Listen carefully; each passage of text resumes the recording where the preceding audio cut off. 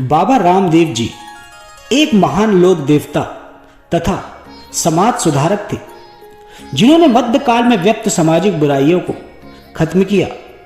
बाबा रामदेव को रामदेव जी, रामदेव पीर, रामसा पीर इत्यादि नामों से जाना जाता है।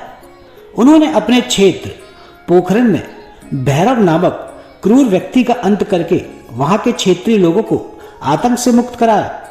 बाद में रामदेव जी ने इसी पोखरण को अपनी भतीजी को दहेज में दे दिया और वर्तमान जैसलमेर में रुड़ीचा नामक स्थान बसाकर वहीं पर जीवित समाधि धारण की। समाज के लिए किए गए सुधार कार्य व अपने भक्तों को दिए हुए पर्चों के कारण बाबा जी समाज सुधारक व लोक देवता के रूप में प्रसिद्ध हुए। बाबा रामदेव जी का जन्म भाद्रपद की शुक्ल दूज को विक्रम संवत 1409 में राजस्थान प्रांत के बाड़मेर जिले के शिव तहसील के उनगासमेर गांव के राजपूत परिवार में हुआ था।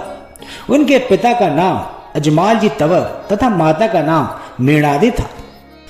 बाल अवस्था में इन्हें गुरु मल्लीनाथ जी से पोखरण क्षेत्र प्राप्त हुआ और पोखरण में उस समय एक प्रसिद्ध क्रूर व्यक्ति रहा करता था जिसका नाम भैरव था। बाल अवस्था में ही रामदेव जी ने उस क्रूर भैरव का अंत कर दिया था तथा वहां के क्षेत्रीय निवासियों को आतंक व भय से मुक्त किया। रामसा पीर ने किसी भी धर्म विशेष पर अपने कटाक्ष व्यंग प्रकट नहीं किए, बल्कि उन्होंने तो सभी धर्मों को समान माना व सभी व्यक्तियों को एक ईश्वर की संतान बताया, जिसकी वजह से रामसा पीर हिंदू होते हुए भी हर धर्म में पूजे जाते हैं, चाहे वो मुस्लिम हो या सिख। रामसा पीर ने कामड़िया पंथ की स्थापना करके सभी मनुष्यों को बराबर महत्व दिया। रामदेव जी ने पोखरण को अपनी भतीजी के दहेज में देने के बाद उन्होंने रामदेवरा गांव बसाया, जो कि वर्तमान समय में राजस्थान के जैसलमेर जिले में है। रामदेव जी ने सभी इंसानों को एक समान माना, चाहे वह अमीर हो, गरीब हो या फिर ऊंचे परिवार से हो या निम्न परिवार से। उन्होंने विशेषकर गरीबों की बहुत मदद की। रामसा पीर ने सभी लोगों को मिलजुल कर रहने को कहा। उन्होंने समाज में व्यक्त कुरीतियों का विरोध किया तथा लोगों को जात पात, छुआछूत, ऊंच नीच जैसी चीजों से अवगत कराया तथा उनसे दूर रहने के लिए कहा। उन्होंने सभी इंसानों को बराबर बताया, उनमें कभी भी भेदभाव नहीं किया, जिसकी वजह से आज भी वह सभी धर्मों में पूजे जाते हैं और बहुत सारे लोगों के इष्ट देव भी हैं। उनकी प्रसिद्ध भक्त डालीबाई एक मेघवाल समुदाय से थी, फिर भी वह रामदेव जी की बहुत बड़ी भक्त बनी। इससे यह पता चलता है कि रामदेव जी ने जात पात को त्याग दिया था। उस समय में छुआछूत व जात पात बहुत ज्यादा थी, फिर भी रामदेव जी ने इस तरह की छुआछूत को पूर्णतः मिटाने का संदेश दिया। उन्होंने जाति प्रथा, मूर्ति पूजा और तीर्थ यात्रा का विरोध किया। रामदेव जी में असाधारण शक्तियां थी और उन्हीं शक्तियों को परखने के लिए मक्का से 5 पीर आए। रामदेव जी ने उनका स्वागत किया और उनसे प्रार्थना की कि वे उनके साथ भोजन ग्रहण करें, परंतु पीरों ने मना कर दिया और उन्होंने कहा कि वे सिर्फ अपने व्यक्तिगत पात्र में ही भोजन ग्रहण करते हैं, जो कि मक्का में है।